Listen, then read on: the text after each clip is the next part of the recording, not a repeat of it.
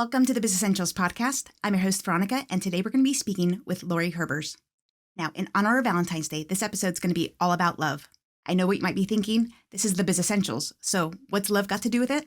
Well, when it comes to finding your purpose, you need to know what you're truly passionate about. And to be able to find out what you're truly passionate about, you need to be able to know and accept who you truly are. So what's love got to do with it? Well, when it comes to finding your passions and living your purpose, love is everything. Laurie explains it best. I really believe that within you, because of the knowledge and wisdom, is your purpose. And your soul, without a shadow of a doubt, knows exactly what you're meant to be doing. So if you're having difficulty trying to figure that out, then you're disconnected. There's some disconnect between your mind, your body, your soul, and your spirit. And I would tell people too, because they're like, well, I'm not so sure. I kind of like this and I kind of like that. And then I always ask them to do this. I'll be back with Laurie right after this.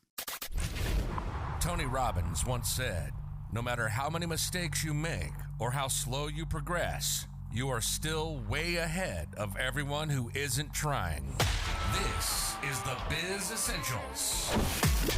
You want to grow, get ahead, keep the spark. Here you'll get valuable insights and empowerment to grow personally and professionally. Isn't it about time you turn your dreams into successful passion projects? Learn how to be productive, be successful, be joyful, and more importantly, be yourself. The B Essentials. This is the Biz Essentials. And this is your host, Veronika of Veronika Ventures.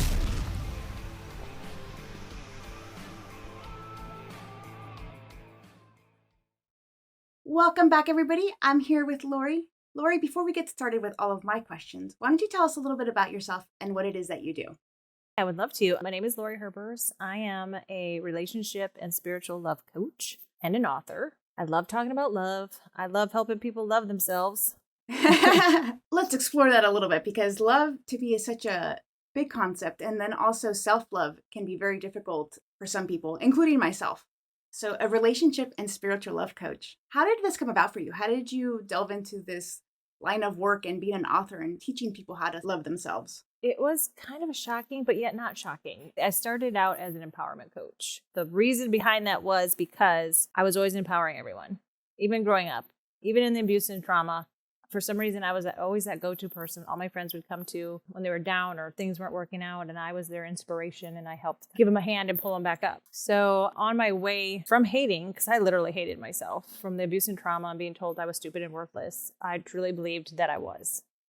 And so I decided one day, there's got to be more than this, because I really thought that this is all that there will ever be. So if you're listening out there and you're thinking, this is my life, this is all there ever is going to be, that's not true. I really realized that I decide what my life's going to look like. And so the first thing I had to do was learn to love myself. I had to start taking ownership for my beliefs and my actions and my thoughts, and start dismissing the lies that were in my head. But I even went deeper than that. I legit was in coaching programs, and everybody else is like, I'm a manifest. And I'm like, I want love. So while they're all working on trying to manifest stuff, I legit was just spending all of my time learning about energy, how I'm connected to energy, because I knew love existed. I did different breathing exercises and visualizations, literally picturing myself inhaling love and every cell in my body just rejoicing, because your cells are love. We come from love. So if you ever feel like you're not loved or love's not near you, you literally are love energy. And so I slowly learned to tap into it. And then one day I just did it exactly right, that I was standing in what I call the fullness of love. And that was the energy of all love, the universe love. And I was just in such awe that I'm like, oh, this is beautiful, because all the stress and the worries and all those liars and the fears, it just all fell away. And all these things that I thought were so important and then that I needed to be wasting all my time on, I realized I didn't. I did not need to do that. And so I was basking in this love for a couple of months. And I can remember every morning just going, oh, this is so great. How do I get people to know this exists? I wish someone would have told me decades ago, this exists. It's ours. It's our birthright. It's what we came from. It is what we are. And then I just realized, start talking, start sharing with people that this is, love energy exists and it's us and we have it and it's ours and we can just bask in it. So that's kind of how that all started with the love piece. That's beautiful. I love that. And I love that even in your childhood when you were experiencing trauma and all that, it seemed like your passion for helping people and empowering people was still there, which is beautiful to me. I've had a traumatic history, so for me, the self-love part is extremely difficult. And it's something that I've been working on for a long time. For those of our listeners who struggle with the same thing, can you give us a little bit of insight on how we can begin to love ourselves? I think one of the things that had the biggest impact on me was honor. When I started thinking about what does honor mean? Because you cannot have love without honor or honor without love. And it got to the point where I call them loopy thoughts that we get stuck in. You're worthless. You're stupid. Oh my gosh, you didn't do that right. And why did you say that? And oh my gosh, what did you do that for? Those kind of thoughts. Mm-hmm. Whenever you have those, where like if I would have that thought, because for me it was a lot of you're stupid or you're unworthy. So as soon as I would hear that, I'd be like, well, that's not honoring me at all. You're not stupid. And actually, for those of you who get stuck, I actually had this epiphany the other day. I'm going to throw this out there because it really was like, it's impossible for you to be stupid because we are connected to the whole. Within us is all knowledge and wisdom. Therefore, it is literally impossible for you to be stupid. So to claim that you are is a complete and utter lie. So it's basically when you start to learn the honor, like I would get angry at myself for things like I forgot to do something, or, you know, I meant to go right and I didn't go left, or I forgot to pick up the mail and something important came, you know, and I would beat on myself. I'd be like, oh my gosh, see, I told you to go get it. Why didn't you listen to yourself? Kind of a thing. And so I would start to catch myself and be like, I'm so sorry, self. You don't deserve to be talked to that way. You are worthy to be treated with respect and kindness. And when you start doing that, I mean, like the first couple of times, like I sobbed because I'm not used to anyone, you know, giving me that kind of consideration. But when you really focus on the honor piece of what you're doing to yourself, right, kind of helps flip that around. And you start to notice it more when you do say something that is dishonorable. And you'll also notice it in other people. It like opens up this whole world, because then you'll hear someone say something and you'll be like, oh, that was really dishonorable. That was not okay. So what I'm hearing is that the most important thing is to kind of do that like pattern interrupt is what I've heard it called. When you hear that self-hatred or those yucky loops that go on in our heads, just kind of interrupt yourself and see if it's actually valid and true. And as you said, most of the time it's not. We are good people. Just, we don't always believe that about ourselves. So that's a really good point. And I'm going to start working on that, because even though I am getting better at it, I'm not always great at it. And I think for those of our audience who maybe where I was a couple of years ago, who are thinking like, oh yeah, right. Like I could hear myself hearing this conversation like 2 years ago before I've had my little transformation going, like cue the eye roll, like, oh my gosh. But it's true. Like once you start down that path, like you've mentioned, you have these epiphanies and you see yourself for who you really are. And I think that's important. Shed all of the outside influences that make us think that we're bad people. I'll get off my soapbox now because this is about you. No, I'm right there with you. I would have been the same, because when I first heard of manifesting or the law of attraction, I did the eye roll and was like, that is a bunch of baloney. Because I had to get to a point where I had to take ownership and realize all the crap that I thought was crap, I did that. Right. And it wasn't until I took ownership and understood that, okay, so what was I believing and thinking that made this? Right. Because if I keep believing and thinking that, this is what I'm going to have. Because what I have, I created. Yeah. So I get the eye roll, because I was like, no, because there's no way I was going to take responsibility for all that. So yeah, I had to. Very true. And I think one of the things that I struggled with, having come from trauma and all of this like spiritual awakening, is where people would say, you are what you attract, or, you know, like everything has a purpose. That was one thing that always killed me. Like God does everything for a reason. I would be like, stuff doesn't happen for a reason. What's helped me transform that into something a little more palatable for me is maybe things don't always happen for a purpose, but you can make purpose out of the things that happened. And I love that you're doing that with your life. To delve a little bit more into what you do, you mentioned that you were an author. Can you tell us a little bit about your books and what they're about? 2 years ago, I put out a book called Second Chances: How I Turned Hate into Love and Found My Purpose, because I really felt that by sharing my story and getting really vulnerable, it would help tell people that you can change too. You have this power. You have this ability. You are magical. Like your mind is so powerful. You can take like a world like mine where I full on hated myself, didn't even know what the heck love meant. I thought I did, but I really, really didn't. And I turned it around. So you can too. And then this past year, I wrote a book called Becoming Abundance, Embracing and Enhancing Your Unique Design. So it takes it even a step further and gives you more of like, these are the things you want to start digging into: intuition, knowledge, wisdom, love itself, your thoughts, your beliefs. It digs into all of that because we are always becoming something. And so we get to decide, am I becoming more than, or am I becoming less than? Because even though if we're thinking we're sitting there stagnant, when you don't even make a choice, that's actually making a choice.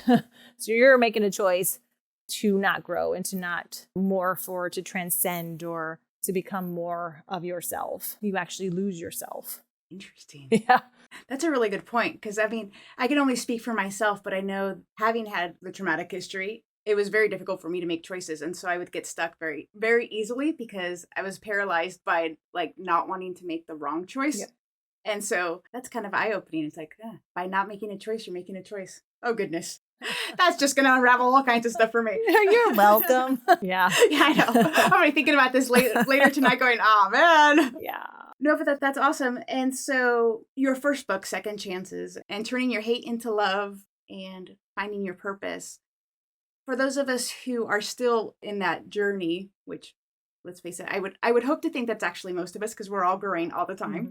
But once we do the pattern interrupt and we catch ourselves in those lies and start flipping them around and flipping the script, how can we start turning that love into purpose or finding our way? I really believe that within you, because of the knowledge and wisdom, is your purpose. And your soul, without a shadow of a doubt, knows exactly what you're meant to be doing. So if you're having difficulty trying to figure that out, then you're disconnected. You're not in alignment. So there's some disconnect between your mind, your body, your soul, and your spirit. And I will tell people too, because they're like, well, I'm not so sure. I kind of like this and I kind of like that. And then I always ask them to do this.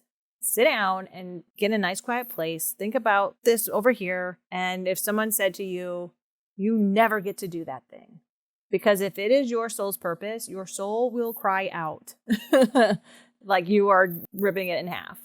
If you try to tell yourself that you don't get to do what your soul's purpose, the whole reason you're here, it hurts. It really does. Yeah.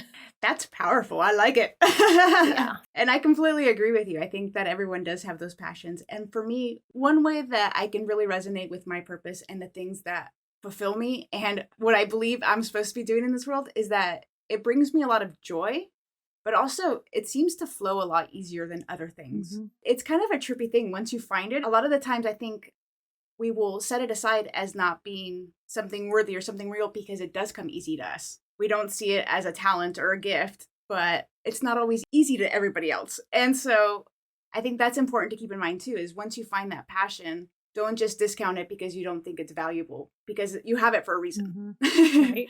We just have to find a way to channel it. Your second book, Becoming Abundance. Abundance to me is such a tricky word because a lot of people will use it to like manifesting abundance as in material wealth. But there's so much more to it than that. How did you delve into abundance within your book, and how would you suggest that myself or our listeners can begin that process of really getting into who they are and becoming a fully actualized self? The fun thing about abundance is it is determined by you, because what I want abundance of might not be what you want abundance of. So again, it's learning to understand, to know and understand yourself and your own needs and your own wants. Because abundance could be love. It could be friendships. It could be a giant garden. Like maybe you love to garden and your dream is this huge garden. So abundance is basically anything. And I was very specific for saying becoming abundance instead of abundant is because we are constantly growing. Because to me, abundant means you already have this specific amount. Abundance means it just keeps going. It keeps coming. It's all the good stuff. And so you are what determines what all the good stuff is for you. But stepping into that, again, you can't step into that without knowing yourself. Because like at the beginning of my journey from trying to come out of the trauma, like if someone asked me, what do you do for self-care? I'm like, I don't even know what I liked. I didn't even know because I never ever thought that self-care was something I deserved to have. So I just never do it. And so you may be at that point. Like for me, when someone asked me that, I was just literally like crickets. I don't know.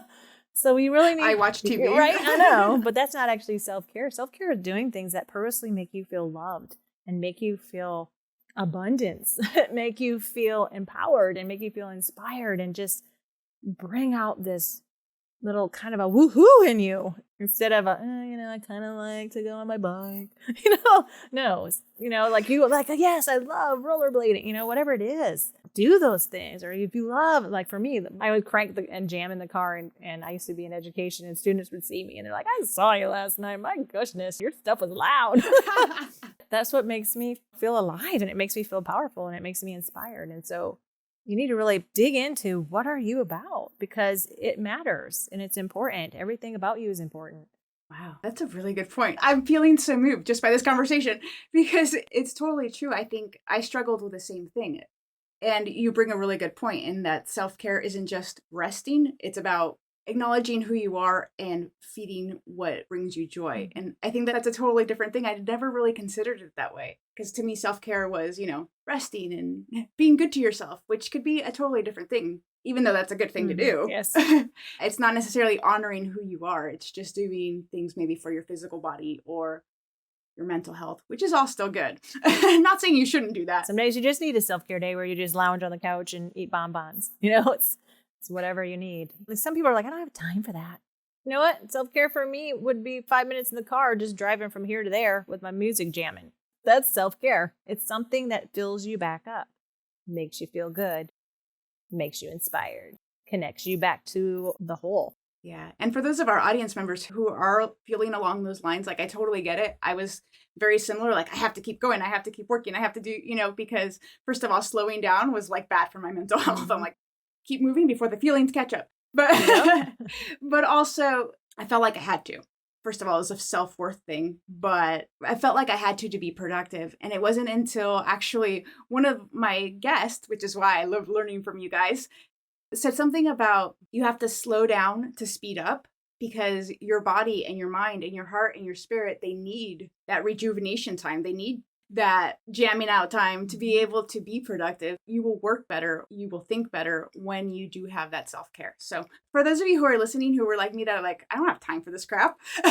It's important and it'll actually make you more productive and you will have more time. So, and for those of you who are interested in that episode, it's episode 10 on time mastery. So when it comes to loving yourself, self-care is really important. What else do we need to know about love? What does the fullness of love mean to you? The fullness of love is the whole. Everything is like this giant cosmic puzzle and everything is a piece. So those of you, and I was one of them that believed I did not matter, that again is one of those lies because you have a puzzle piece. You are important to the whole because imagine, this is one of the most annoying things when you put a puzzle together and you're missing one piece. You're like, Right. So every single one of us and everything in the entire universe is a piece of that puzzle and therefore important. And so it's about connecting to that. So imagine when, like for me, I always look at, yes, we each as a human have our ability to love, but it's tiny because it's based on just us, our one little piece. Right. But when you put all of the pieces together, so imagine everyone in the entire world, not only that, but every tree and rock and grain of sand and star in the sky. And the best way to really grasp it is go outside at night where you can really see the expanse of the universe. That's all love energy, all of that. And so the fullness of love is all of that. It's stepping into that love energy from the whole. It is huge and it is ours. It is yours. If you're out there going, no, nobody loves me. You literally are love. You are a piece of that ginormous fullness of love. Just even that in itself will blow your mind. When you just sit outside at night and stare into the sky and see the expanse of the universe, and you're like, all of that is love. And that's not even the chair that I'm sitting in. I mean, like, that's just looking out. And then you still got to look back in. Right. Ooh. Sorry, chills. I completely agree with you on so many levels. And I think, like I said before this, I would have never, the concept to me would have been entirely foreign and kind of out there. I would have been like, okay, hippie. Like, right? But there's so much truth in it. And I hope that our listeners who are where I was will give it some thought, because once you do see the intricacies and the epicness of everything that is around us and that we are part of that, you see that we are part of that whole, a piece of that tapestry or puzzle, like you called it. that is important. And I think if everyone were to tap into who they are as a person, love themselves, and honor their passion and move forward with that, oh my gosh, could you imagine the world that we would live in? Right? Yeah, it's huge. That's why I do what I do. That's literally why I do what I do, because I imagine, so like if you're out in space and they're looking at Earth and you kind of see the lights, but now imagine that every single person on Earth was plugged in and loved themselves the way that they deserve to be loved from the wholeness of that love. Could you imagine the bright light you would see from space? Wow. Woo! Yeah, that's huge. And how that would transcend into the generations, right? Because those of us who have been in trauma, usually it is a generational trauma thing passed down through the generations. So, people like us who are fully actualized, we get to break the cycle, hopefully. Disconnect from it. Yep. Yep, exactly. And once we as a human race begin doing that, I think we're moving forward. I recently had a conversation with someone who said trauma is becoming a buzzword. And at first I was concerned. But at the same time, I really think it's a positive thing, because people are now starting to really heal themselves and then find a way to make that part of who they are as a person, like you. Yep. And that's one of the reasons that I do this podcast, because I very much hold that belief. And I think that everybody needs to find that passion. Before I found this podcast and the other stuff that I do, I would be productive and I thought I was happy, but it's not the same. Okay, let me rephrase, because I didn't always think I was happy. But even when I did think I was happy, it's not the same kind of happiness as true, real joy when you're connected with yourself. Yep. And so while we're talking about connection and connecting with ourselves, I know we had talked about how relationships are very much a part of what it is that you do now. For those of us who struggle with relationships, even when it comes to connecting with ourselves, is there a way that we can begin working on that, on connecting with ourselves and the people around us? Yeah, I think it's always going to boil down to self-care, taking care of yourself, filling what I call your love bucket, that every single person has a bucket that they put love in. It's not someone else's job to fill your love bucket. I know that for a fact because I tried that for years. It doesn't work. I always thought love was something someone had to give me. It was something outside of myself. But once I realized that love energy is in everything, and that I can literally fill up my own love bucket by taking care of myself and by loving myself and honoring myself, making sure my needs are met and making sure that I am happy and fulfilled, that fills my bucket.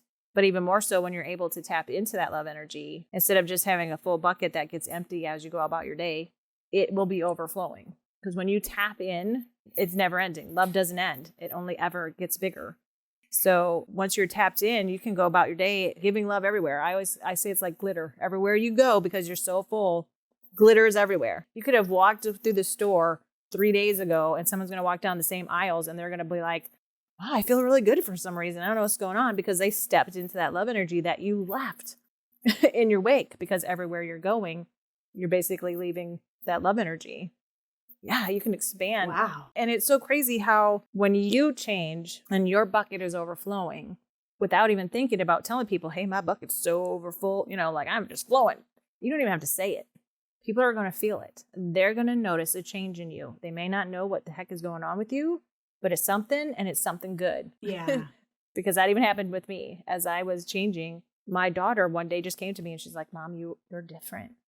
You're different. I'm even telling my friends about it. You're so different. Everything, the whole energy of our home changed because of the love energy that was now just free everywhere. That's wonderful. And I think the way that I have seen that, not just in myself, because sometimes it's hard to see when you do things, right? But I have a 6-year-old, and whenever we're out and about, she is a bubbly personality everywhere, and she'll just say hi to random strangers. And before I would be so mortified. I'm like, oh my God, stop talking to strangers. But to see the joy she brings on a random person, that's the kind of love energy that's spilling out of all of us when we are in that. Yeah. And feeling it for real. When you're being yourself, yeah. And she's being herself. That's just what comes naturally to her. Yeah. It saddens me when I'm in a store and a little kid is like, la, la, la, or banging on something. And the parents are like, oh. I always walk by. I'm like, no, let them do it. Let them express themselves. Let them be themselves. Because we're doing a disservice to our children when we don't allow them to be in their little manifesting bubbles. Because I always tell people, if you want to see manifesting in action, you watch toddlers or kindergartners, because they don't even have the capacity to be like, well, this has to do this, and then that would have to do that in order for that. They don't care. It doesn't matter. They're little manifesting. All they believe is, I want a cookie. Oh, look, there's a cookie. As an adult, what causes the disruption in the flow is when we start going, well, I don't know how that could possibly, and we block it. So yeah, let those kids teach us something, because they are little manifesting miracle makers. Very true, which is why my kids always get such good luck at when we play board games. Right? I'm like, how do you do it? Because they're not stressed They out. manifest the dice roll. Because they believe they're going to win, so they make it happen. Exactly. It's all fun for them. It's when it stops being fun that the flow gets disrupted. So if you're not having fun in your life, start jamming up some music, paint some pictures, read some books, like do something that gives you passion again. Yeah, I think it is important to start exploring it. At least this is what happened for me. Is like once I started doing the things that I really liked, it was ever evolving. Because if you would have told me even 6 months ago that I would be a host on a podcast, I would have thought you were nuts. Like talking to strangers on live TV. Like, I mean, not that this is live TV, but you know what I'm saying. Like out in public, it would have been terrifying, and I would have never believed you. But here I am, and this is like what lights me up now, and that is huge. So you just need to start making those little steps of self-care, like you said, and let it evolve and kind of move forward from there, because you never know where it's going to end up, and it's like a wonderful surprise. Look at life. First of all, life is a journey, but then also look at it as an experiment. You make a hypothesis and it didn't work out. So you're like, well, that didn't work. And it takes the emotion out of it instead of going, oh my gosh, now I just made another stupid mistake. What the heck did I just do? Instead of that, you turn it around and be like, oh, well, that was interesting. That didn't work the way I thought it was going to, but that's okay. Because now, guess what? I can do something else. Yeah, that's a really interesting perspective too, because that was another thing that I struggled with, was making mistakes. And, you know, not to get all therapeutic on everybody, but I think it really was because having had trauma, I blamed myself. Therefore, that was like a big mistake. And I didn't ever want to make that kind of mistake again, you know. Talking to my inner child here. But I mean, a mistake is just a mistake, and you move forward from there. There's not anything you can't learn from. I don't even look at mistakes as mistakes. Yeah. It's a stepping stone. To me, there's no mistakes. There's no wrong turns. If you should have went right instead of left, I always believe you'll come back. I spent years going around the same dang mountain because I kept going right. It took a while before I'm like, oh, maybe I should try left. Let's try that. Yeah, because I was so worried about making a mistake, I just kept making the same one over and over and over and over because, oh my gosh, I might make a mistake. And actually what really got me is talking with God. I've been talking with God for a really long time. But I remember one day he was like, Laurie, he's like, why are you so worried? You're acting like if you make a mistake or do something that you didn't turn out the way that you want to, that I'm just going to be over there going, good luck. No, he's like, I already know what you're going to do, and I'm throwing pillows down. Like, I'm already making preparations to bounce you back up. So stop worrying about making a wrong turn or making a mistake, because I'm going to use whatever you're doing no matter what. So stop being so afraid, because we can't grow when we're afraid. We can't love when we're afraid. We push love away.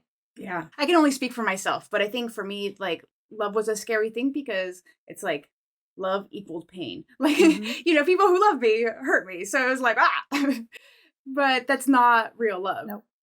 And so I think that is another big realization that I had. But you make so many good points. I'm like, my mind is going everywhere all at the same time. And I just triggered myself and lost where I was going with that sentence. Wow. Okay, let me think. Talks amongst yourselves, people. Wow. They're absorbing right now. It's all good. Yeah, exactly. Okay, got it. And I'm back. It was a really hard struggle for me when I would see, you know, obstacles in my path or mistakes that I had made, to be okay with having made those mistakes. And it wasn't until one time my oldest was having a really hard time. I was up all night ruminating over what I was going to do. I had like this big idea of a transformation that I wanted to make in my life and how it was going to help her. And it wasn't until that point that I saw like all of those things that I considered mistakes or wrong turns fitting together like puzzle pieces into who I am now as a person and how I'm affecting change in my own world and for those people around me. So I just wanted to put that out there for our audience who may be like I was then in thinking like, oh my God, I've messed up so many parts of my life.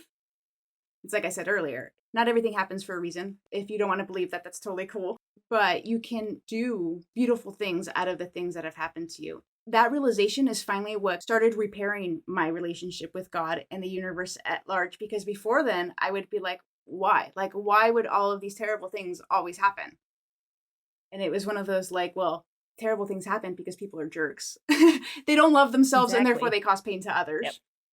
But that doesn't mean that's where it ends. The universe is putting out those pillows, or God is putting out those pillows to catch you, and you can make something beautiful from it. So, see, that's where I was going with that thought, and that's why I got all triggered. Because it's like big. That's the thing, too. If you look back, love is always showing you the way.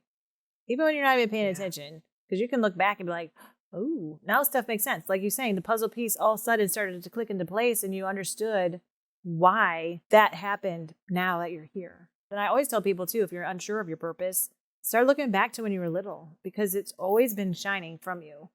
You just didn't realize that it was. Because like for me, I had no idea I was meant to help people heal and love themselves. That my soul was literally crying out for me to reach out and help other people understand their worth, because we are so worthy and we are enough as we are. Go back and look. Find the little heart wings or the little heart nudges, and you're going to see it. I feel like sometimes if I look back, I've been all over the place career-wise, but every single thing that I did within it was still leading me here to this moment. So every little piece, every step of your journey is leading you. Love is leading you. You just got to be paying attention. To go along those lines, a lot of the times I would not necessarily blame myself, but get down on myself on, well, these are all the things that I've started and quit. Like, like I would always quit things because not necessarily that they would get too hard, is that like I stopped believing in myself and I would move on. And I think those are other parts of the puzzle piece that we're fitting together. It's like all of these things that I did and quit were lessons that I needed to learn to get where I am now. Mm-hmm. It's beautiful the way that things work out. When you're actually looking for them and you see it, it's like mind blowing. It's kind of like going outside at night and seeing the universe, and you see all of its expansiveness, and you're like, whoa. I'm a part of that. I felt like the montages that you see in a movie or where you see someone thinking, you see all these like flashes. That's what it felt like. And it was really weird, but also really incredible. It's such a beautiful conversation. I'm all energized. This is how I feel when I feel all joyful and connected. And why I realized that this is my passion, because like right now I have like so much energy, I can hardly stay in my seat. Yep, because you're tapped in. Yeah, it's weird, but really cool. And so I hope that people who are listening to us can feel that joy and that passion and know that it is available for everybody. You just have to find it. Really? Sometimes it gets hidden under all the layers of crap that are thrown on us when we're kids. That's the scary part about being a parent. Yeah, it is. I know. And that's okay, because I can look back and I can be completely honest with myself. I was a crappy mom when she was little, because my love bucket was tipped over, cracked, empty, and she was getting the least of me. And that's why I'm always telling parents, I'm like, do you want your child to have the best of you or the least of you? Because if you're not taking time out to fill your bucket and to make sure that you are full, you cannot give what you do not have. So if your bucket is empty, you're giving the least of you. And that is not fair to anyone, including yourself. So self-care is super important. Taking that time to tap into love. Because like I said, when your bucket is just overflowing, then everyone, everywhere you go, is getting the best of you. And that's what we all deserve from each other. Wow, that's beautiful. And I think it also ties into another conversation that I had with a recent guest. In knowing what it is that you like and you dislike, you're honoring yourself, and it's okay to like set those boundaries, because that is how you tap into who you are as a person. Mm-hmm. Your likes and your dislikes are you. I know, having grown up the way I did, and I keep referring to myself, but that's because I can only draw on my own experiences. Boundaries were very difficult, and acknowledging what it was that I liked and disliked was also very difficult, because I would try to do what everybody else wanted me to do. I would reflect back to them what it is that I thought they wanted me to be. Mm-hmm. If that makes any sense. Yep, it does. So I think, like you said, tapping into that self-care, tapping into your self-love, that's how you become who you are really meant to be. Because it's all in there. You just have to uncover and take off all the yucky that the world puts upon us. Yeah, reconnect. I could talk to you forever. I know. I love this subject. Me too. I could talk about it forever. Somebody else made a comment to me about Laurie has such good truth bombs. Because I mentioned that I have been speaking with God for like decades. And so I'm creating a journal that's called the Truth Bombs and Heart Nudges Journal, which is going to give you basically some truth and then space for you to contemplate on it and how that relates to you, which is also going to turn into some courses. And I also starting a membership that's all based on truth bombs. And yeah, it's going to be And I'm pretty excited about it. It's pretty crazy because, like we said, we need those. We need those little nudges to keep us kind of on our toes and growing and learning and morphing. There are going to be people who are listening who want to connect with you. Where can people find you? SoulLoveLegacy.com is my website. I'm on Facebook as Soul Love Legacy, Instagram, Soul Love Legacy. TikTok, interestingly enough, is Abundance with Laurie. I'm not sure how that happened. And I also have a Facebook group, too, Become an Abundance. There's lots of ways to find me. There are. I love it. And for those of you who are listening and might not have a pen handy, I will make sure I put all of those links in the show notes. Before we wrap up, do you have any final thoughts, anything that I might have missed or forgotten to ask? Last impactful words for our audience? My final thought is start paying attention to your intuition. When you're tapped into intuition, you can tap into all wisdom and all knowledge. It's already inside of you. You are connected to the whole of everything. And that's how people create inventions and everything, is because they're tapping in. If you don't know how, if this is something new for you, start very small. Should I have a banana or an apple for breakfast? Or should I have oatmeal or toast? Like, start very simple. Give yourself a moment to that internal knowing will tell you. And the more that you do it and the more you plug in, it'll just come second nature. But it takes practice. Don't get discouraged. I always tell everybody, if you just do one thing every day, one step a day, it could be the tiniest little step. Could be just say an apple, orange, picked orange, went with it. After a year, you'll have 365 steps and you'll be able to look back and go, who the heck was that back there? And look how far I've come. Yeah, So beautiful. And I think that's actually a good place for your journal, because this is what happens to me is usually I start making all these steps and then I discount them because I see myself where I am now and where I should be according to my own brain. Yep. And so I think if people are journaling and keeping track of their truth bombs and the knowledge that comes for them, it'll help them see how far they've come through the year, because there are those, like you said, 365 steps. So that's really cool. Yeah. I look forward to finding some truth bombs. Oh, I've got lots. Yeah, I can tell, because in this conversation, like every time you talk about poof, truth bomb, my mind is blown. Yeah.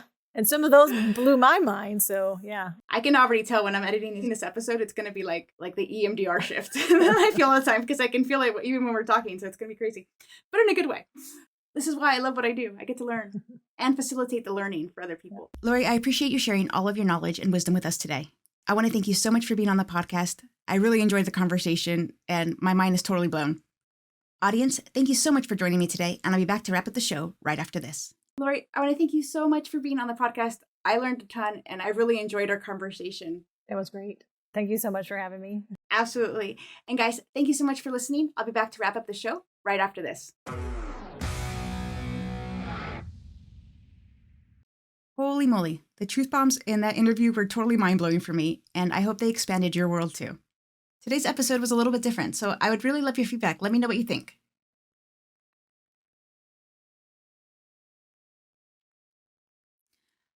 Holy moly, that episode was full of truth bombs. My mind is still reeling. Holy moly, that episode was full of so many mind-blowing... Wow.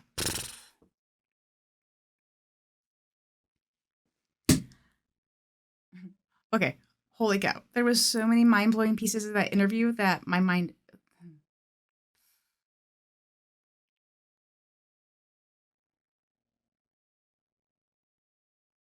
Holy moly. So I know I said it a bunch during that interview, but my mind is still blown. I hope that this conversation expanded your world as well. And as you probably noticed, today's episode was a little bit different, so I would love your feedback. Let me know what you think, and if you would like to see more content like this. Anyway, guys, thank you so much for joining me today, and I'll see you next time on The Biz Essentials. Bye. You've been listening to the Biz Essentials.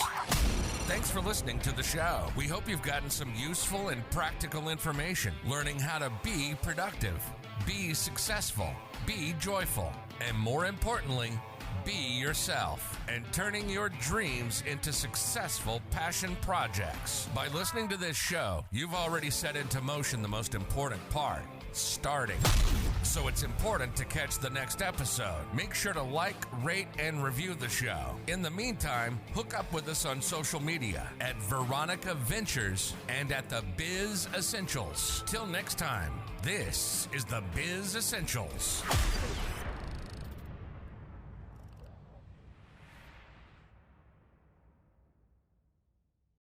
Today's quote of the day is by legendary comedian, actress, and trailblazer for women in show business, Lucille Ball. She once said, "Love yourself first and everything falls into line." You really have to love yourself to get anything done in this world. So let me ask you, do you love yourself? Some of us can say emphatically, yes. Some of us are still working on it. But no matter where you are in your journey, don't give up. You're worth a fight. Anyway, guys, thank you so much for joining me today, and I'll catch you next time on The Biz Essentials. Bye.